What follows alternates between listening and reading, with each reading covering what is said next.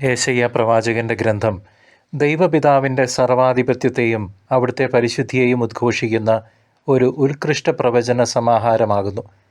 മനുഷ്യകുലത്തെ വീണ്ടെടുക്കുന്നതിനായി പീഡിതനായ ദാസനായി ആഗതനാകുന്ന പുതിയ നിയമത്തിലെ മിശിഹായെക്കുറിച്ചുള്ള ദൈവിക വാഗ്ദാനം ഇതിൽ അതിസ്പഷ്ടമായി പ്രതിധ്വനിക്കുന്നു.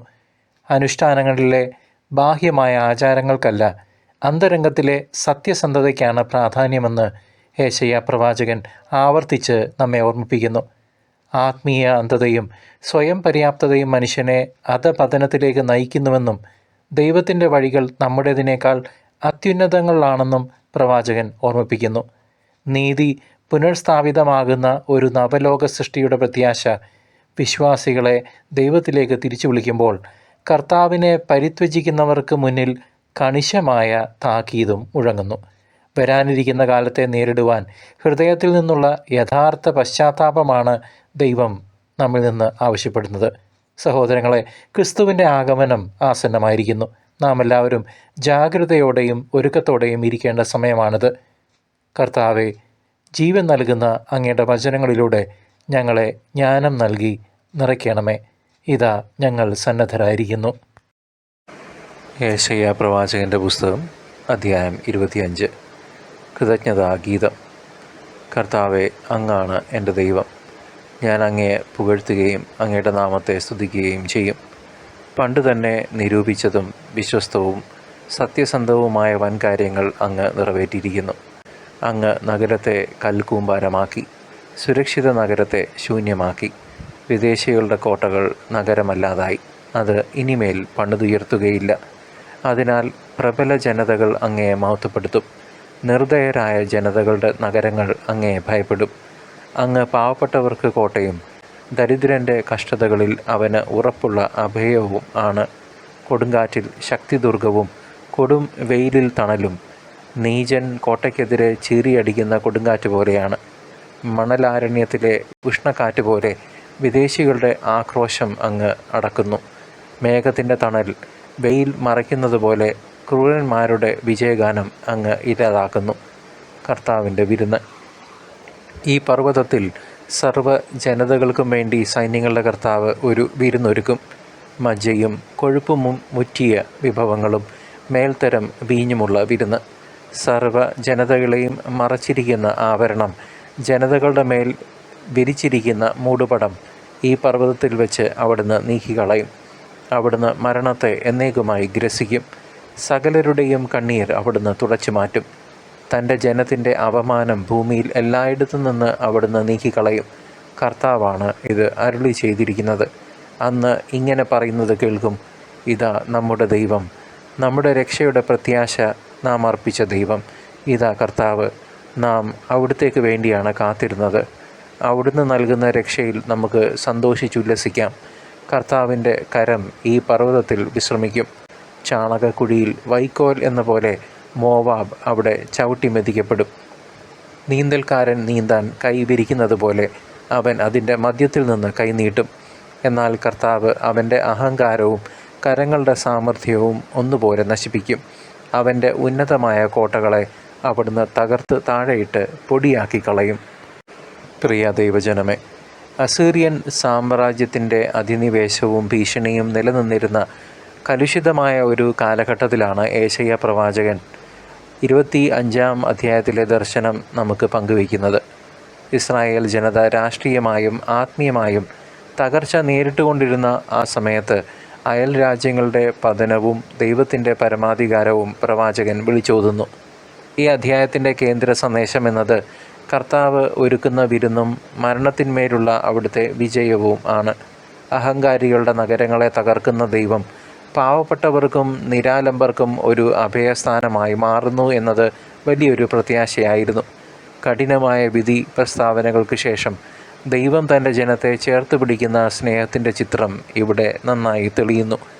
ലോകം മുഴുവനുമുള്ള ജനതകളെ ദൈവം തൻ്റെ പർവ്വതത്തിലേക്ക് ക്ഷണിക്കുമെന്ന വിശ്വജനനീയമായ സന്ദേശം, യൂണിവേഴ്സൽ സന്ദേശം ഈ അധ്യായം നമുക്ക് നൽകുന്നു. അക്കാലത്തെ പ്രക്ഷുബ്ധമായ അന്തരീക്ഷത്തിൽ ദൈവത്തിൻ്റെ ഈ വാഗ്ദാനം വിശ്വാസികൾക്ക് വലിയൊരു ആശ്വാസമായിരുന്നു. ഹെസക്കിയ രാജാവിൻ്റെ കാലത്ത് അസീറിയൻ സൈന്യം പിന്മാറിയതും ജെറുസലേം അത്ഭുതകരമായി രക്ഷിക്കപ്പെട്ടതും ഈ പ്രവചനത്തിൻ്റെ പ്രാഥമികമായ നിറവേറലായി കാണാം. ശത്രുക്കളുടെ കോട്ടകൾ തകർക്കപ്പെടുമെന്ന ഏശയ്യായുടെ വാക്കുകൾ അന്ന് അക്ഷരാർത്ഥത്തിൽ സംഭവിച്ചപ്പോൾ ജനത്തിന് ദൈവത്തിലുള്ള വിശ്വാസം വർദ്ധിച്ചു. ഈ അധ്യായത്തിൽ പ്രിയ ദൈവജനമേ, ഏശയ്യാ പ്രവാചകൻ്റെ അത്യന്തം വികാരാധീനവും എന്നാൽ ധീരവുമായ ഒരു വ്യക്തിത്വമാണ് നമ്മൾ ദർശിക്കുന്നത്. കർത്താവിനെ എൻ്റെ ദൈവമേ ഞാൻ അങ്ങയെ പുകഴ്ത്തും എന്ന് പാടി സ്തുതിക്കുന്ന പ്രവാചകൻ ദൈവത്തിൻ്റെ അത്ഭുത കൃത്യങ്ങളിൽ പൂർണ്ണമായി വിശ്വസിക്കുന്ന ഭക്തനാണ്. തൻ്റെ ജനത്തിൻ്റെ കണ്ണീർ ദൈവം തുടച്ചു മാറ്റുമെന്ന് പ്രഖ്യാപിക്കുമ്പോൾ അദ്ദേഹത്തിൻ്റെ ഉള്ളിലെ കരുണയും സ്നേഹവും വ്യക്തമാകുന്നു. അനീതിക്കെതിരെ പോരാടാനും ദൈവത്തിൻ്റെ നീതി പ്രഘോഷിക്കാനും ഏശയ്യാ പ്രവാചകൻ കാണിച്ച ആർജവം ഇന്നും നമുക്ക് അത്ഭുതമാണ്. കഷ്ടപ്പാടുകൾക്കിടയിലും ദൈവത്തിൻ്റെ സ്തുതിഗീതങ്ങൾ ആലപിക്കാൻ അദ്ദേഹം കാണിച്ച മനസ്സ് വിശ്വാസികളായ നമുക്ക് ഒരു വലിയ മാതൃക തന്നെയാണ്. ആത്മീയമായി ചിന്തിക്കുമ്പോൾ ഈ 25-ാം അധ്യായം നൽകുന്ന പാഠങ്ങൾ ആധുനിക വിശ്വാസികളായ നമുക്ക് വലിയ ഉൾക്കാഴ്ചകൾ നൽകുന്നു. ലൗകികമായ നേട്ടങ്ങളിലല്ല, മറിച്ച് ദൈവത്തിൻ്റെ സംരക്ഷണത്തിലാണ് യഥാർത്ഥ സുരക്ഷിതത്വം എന്ന് ഈ വചനങ്ങൾ നമ്മെ ഓർമ്മിപ്പിക്കട്ടെ. അഗതിക്ക് അഭയവും ദരിദ്രന് സങ്കേതവുമായ ദൈവം നമ്മുടെ ഓരോരുത്തരുടെയും ജീവിതത്തിലെ പ്രതിസന്ധികളിൽ തുണയാകുന്നു. പ്രകൃതി ക്ഷോഭങ്ങളും മഹാമാരികളും ലോകത്തെ ഭയപ്പെടുത്തുമ്പോൾ ദൈവം ഒരുക്കുന്ന രക്ഷയുടെ വിരുന്നിനെക്കുറിച്ച് ചിന്തിക്കുന്നത് നമുക്ക് പ്രത്യാശ നൽകട്ടെ. പാപമാകുന്ന മൂടുപടം നീക്കം ചെയ്യപ്പെടുമെന്ന വാഗ്ദാനം നമ്മുടെ ആത്മീയ അന്ധത നീങ്ങാൻ പ്രാർത്ഥിക്കാനുള്ള പ്രേരണയാണ്. നിരന്തരം ഉണർന്നിരുന്ന് പ്രാർത്ഥിക്കുവിൻ എന്ന് കർത്താവ് നമ്മോട് ആവശ്യപ്പെടുന്നു. ലോകം നൽകുന്ന താൽക്കാലിക സന്തോഷങ്ങൾക്കപ്പുറം ദൈവമൊരുക്കുന്ന നിത്യമായ സദ്യയ്ക്കായി നാം ദാഹിക്കേണ്ടതുണ്ട്. നമ്മുടെ ജീവിതത്തിലെ മോവാബ് ആയി നിൽക്കുന്ന അഹങ്കാരങ്ങളെ ദൈവം തകർക്കുമെന്നും അവിടുന്ന് നമ്മെ വിനീതരാക്കുമെന്നും നാം തിരിച്ചറിയണം. ദൈവത്തിൻ്റെ നീതിക്ക് മുൻപിൽ നമ്മെ തന്നെ സമർപ്പിക്കാൻ ഈ പാഠങ്ങൾ നമ്മെ സഹായിക്കണം. ദൈവത്തിൻ്റെ വിധി എന്നത് നീതി നടപ്പിലാക്കുന്ന പ്രക്രിയയാണെന്ന് ഈ അധ്യായം വ്യക്തമാക്കുന്നുണ്ട്. പാപത്തിലും അഹങ്കാരത്തിലും അടിയുറച്ച നഗരങ്ങൾ തകർക്കപ്പെടുമെന്ന് പറയുമ്പോൾ ദൈവം അനീതിയെ ഒരിക്കലും വെച്ച് പൊറുപ്പിക്കില്ലെന്ന് വ്യക്തമാകുന്നു. എന്നാൽ ആ വിധിക്കിടയിലും ദൈവത്തിൻ്റെ കാരുണ്യം ഒരു പ്രവാഹമായി ഒഴുകുന്നത് നമ്മൾ ഇവിടെ കാണുന്നുണ്ട്. ജനതകളുടെ മുഖത്തെ നിന്ന പ്രഭുവായ ദൈവം നീക്കിക്കളയുമെന്ന വാഗ്ദാനം അവിടുത്തെ അപാരമായ കൃപയുടെ അടയാളമാണ്. മരണത്തെ എന്നേക്കുമായി വിഴുങ്ങിക്കളയുന്ന ദൈവത്തിൻ്റെ പ്രവൃത്തി ക്രിസ്തുവിൻ്റെ ഉത്ഥാനത്തിലൂടെ പൂർണ്ണമായി വെളിപ്പെട്ടു. ശിക്ഷാവിധിയിൽ നിന്ന് രക്ഷ നൽകി നമ്മെ നിത്യജീവനിലേക്ക് നയിക്കുന്ന ദൈവത്തിൻ്റെ അനന്തമായ കാരുണ്യം എത്രയോ സ്തുത്യർഹമാണ്.